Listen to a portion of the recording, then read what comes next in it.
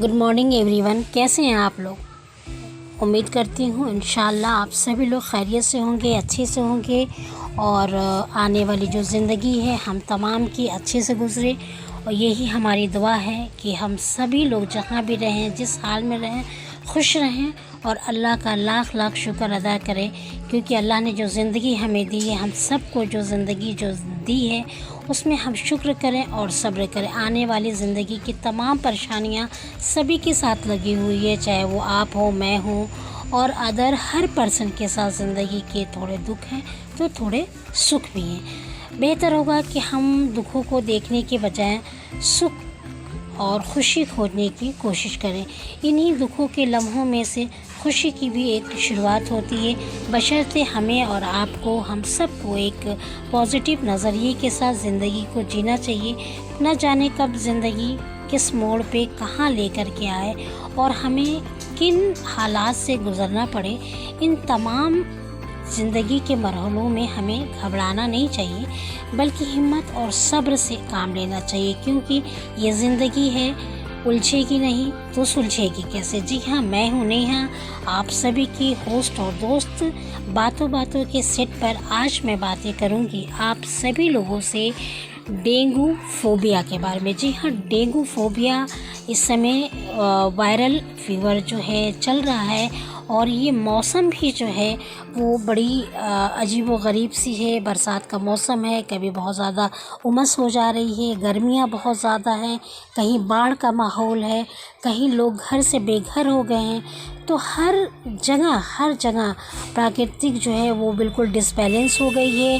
पेड़ पौधे इतनी कटाई हो रहे हैं, जहाँ पे नेचर से हम बहुत दूर हो रहे हैं और हमारा पूरा जो है वो इन्वायरमेंटल जो फंडामेंटल है वो चेंज हो गया है। ज़रूरत हमें इस बात की है कि हम पेड़ पौधों को अपनी ज़िंदगी में एक शामिल करें, पेड़ पौधों को हम अपनी ज़िंदगी का एक अहम हिस्सा बनाएं, ताकि हमारी आने वाली जो जनरेशन है, हमारे जो बच्चे हैं, हमारे जो आने वाले न्यू जो बॉर्न हैं, उनके लिए एक अच्छा मुस्तकबिल हम दे सकें, एक अच्छी ज़िंदगी दे सकें, जहाँ पे वो खुश और खुशमिजाज के साथ अपनी ज़िंदगी को गुज़र बसर कर सकें। दोस्तों, आप सभी जानते हैं कि इस समय वायरल फ़ीवर यानी कि डेंगू, मलेरिया बहुत ज़ोरों शोर पे है और इसके अलावा जो है एक ज़हनी तौर पे हम मेंटली प्रिपेयर्ड भी हैं कि कोरोना की तीसरी लहर। जी हाँ, हम कोरोना की तीसरी लहर से भी हमारे दिलो दिमाग में ये हावी है कि अभी तीसरी लहर आनी है और तीसरी लहर आएगी जब आएगी या आने वाली है, या किसी भी परेशानी के लिए हमें किसी भी समस्या से निपटने के लिए सबसे बड़ी ज़रूरत जो होती है वो है सावधानी की। जी हाँ, प्रिकॉशन की। और किसी भी चीज़ में, कहीं पे भी, किसी भी समस्या से निपटने के लिए हम सभी को सावधान होने की अति आवश्यक होती है। इस समय हम कोरोना की तो बात कर रहे हैं, बहुत से शहरों में, ज़िलों में कोरोना के जो केसेस हैं वो बहुत तेज़ अपग्रेड भी हो रहे हैं, बहुत तेज़ी से फैल भी रहे हैं। वैसे में हमारी और आप सब की थोड़ी सी फिक्र और बढ़ जाती है, क्योंकि ऐसे हालात में बच्चे भी स्कूल जा रहे हैं और बच्चों में संक्रमण फैलने के चांसेस बहुत ज़्यादा भी हैं। प्रशासन ने जो नीति अपनाई है, प्रशासन ने जो फॉलोअप गाइडलाइंस जारी किया है, उन सब को हमको फॉलो करना चाहिए। और इसके साथ साथ हमें पर्सनली भी अपने आप को बहुत ज़्यादा अवेयर करने की ज़रूरत है। आज हम बात करेंगे आप लोगों से कोरोना के साथ साथ डेंगू और वायरल फ़ीवर के बारे में। जी हाँ, वायरल फ़ीवर जिसका नाम है डेंगू, और इसका इतना ज़्यादा प्रभाव देखने को मिल रहा है कि अमूमन कई शहरों में बच्चे की मौत भी हो गई है और बड़े भी इसकी चपेट में आ रहे हैं। मौजूदा हालात में हम सभी को ये ख्याल रखना है कि अपने घर के आसपास ख़ास तौर से साफ़ सफाई का ख्याल रखें, बच्चों को ख्याल रखें और इसके अलावा कहीं पे भी जो है मच्छरों को पनपने ना दें। अगर मच्छर डेंगू जो है वो मच्छरों की वजह से ही पैदा होते हैं और मच्छरों के काटने से ही इस बीमारी की शुरुआत भी होती है। मच्छरों की पैदाइश ज़रूरी नहीं है कि गंदे पानी में हो, ये साफ़ पानी में भी इसकी पैदावार होती है।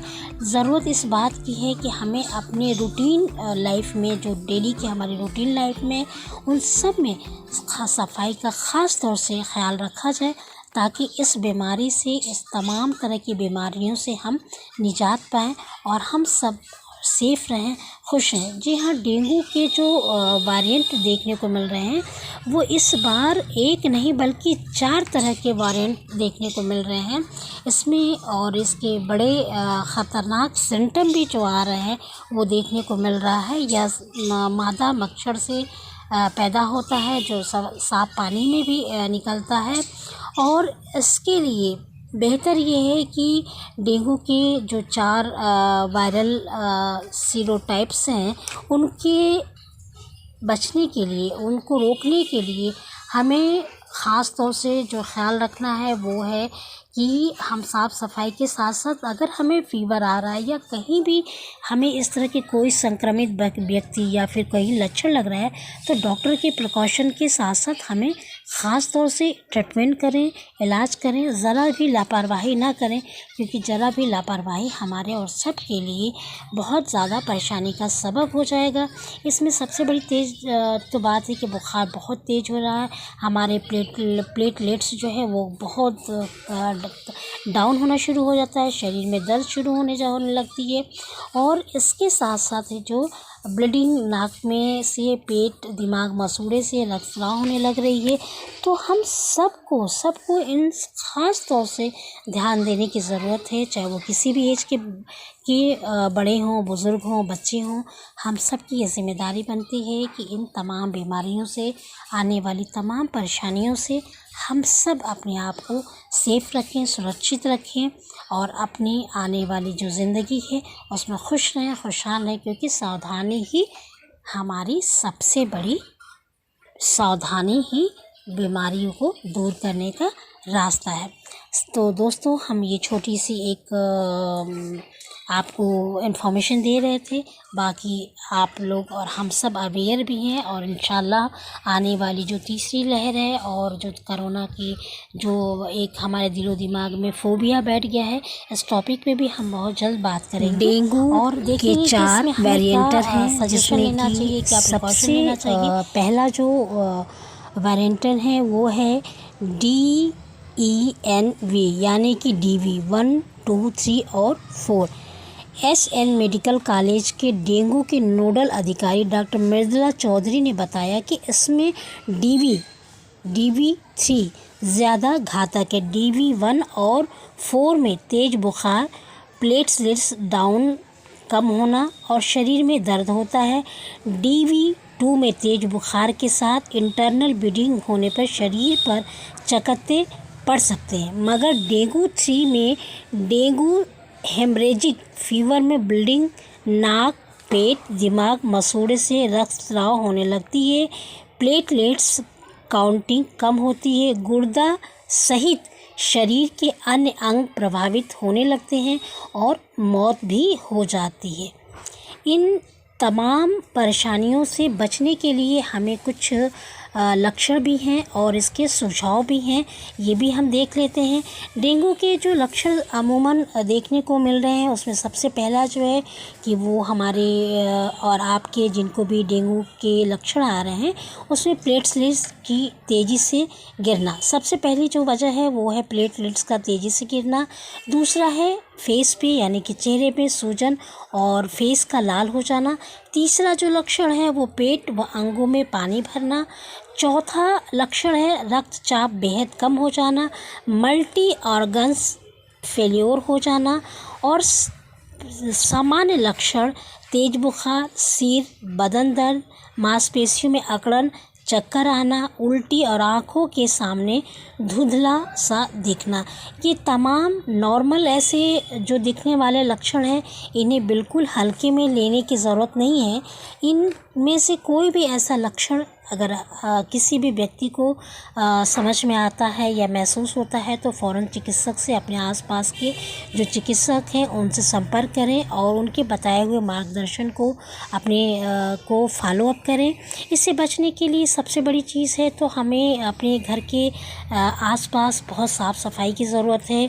मच्छरों को पहली बात पनपने ना दें। अपने जो शयन कक्ष है जहाँ पे आप सोते हैं वहाँ पे मच्छरदानी यानी कि नेट का इस्तेमाल करें। पूरी बॉडी को फुल आस्तीन के कपड़े पहने। कोशिश करें कि हमारे जो हैं कपड़े हैं वो कॉटन और सूती के हो रहे तो वो ज़्यादा आरामदेह भी होंगे आपको, क्योंकि वो गर्मी का दिन है और आपको उसमें जलन और चुभन इस तरह की परेशानियों से आप महफूज। इसके अलावा जितने भी कूलर हैं, गमले हैं, उनको साफ़ सुथरा रखें। किसी में अगर पानी है तो उनको पानियों को बदल दें और कहीं कहीं अगर पानी वाले जो पौधे हैं उनको 2 दिन पे 4 दिन पे बदल दें। और अगर पानी वाले गमले हैं या आपके जो कूलर हैं उसमें लावा जो है उसमें फैलने ना दें। उसके लिए थोड़ा सा आप चुटकी भर हल्दी डाल दें या फिर आप उसमें मिट्टी का तेल भी डाल सकते हैं ताकि उसमें मच्छरों की पैदावार नहीं होगी। तो कोशिश हमें ये करनी है कि हमें बहुत प्रिकॉशनली लेना है और इस बीमारी से आपको सबको निजात पाना है। क्योंकि एक बार फीवर हो जाने पे, एक बार प्लेटलेट्स डाउन होने पे, जिनको एक बार डेंगू हो चुका उनके लिए दूसरी जो डोज़ है वो बहुत ज़्यादा ख़तरनाक है। बहुत ज़्यादा हमें अवेयर रहने की ज़रूरत है। तो हम सभी को, आप सब लोग जहाँ भी रहें, जैसे भी रहें, अपने को खुश रखें, सेहतमंद रखें, क्योंकि ज़िंदगी हज़ार नियामत है।